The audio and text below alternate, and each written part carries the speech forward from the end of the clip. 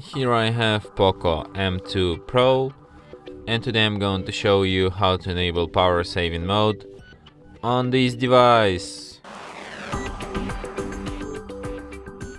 So to do this, firstly you have to go to the upper bar, and here you can find the button battery saver. So what you should do is to just tap on this once, and that's how you can switch this mode. You can also access some of its settings by holding a finger on it, and here you can, for example, set it to like don't wake for screen notifications. You can set it to turn off automatically when device is up to 50% charged, and you can also set up a schedule for this mode where you can select start time, end time of battery saver, and yeah. And that's it. Thanks for watching. If you find this tutorial useful, don't forget to hit that like button and subscribe to our channel.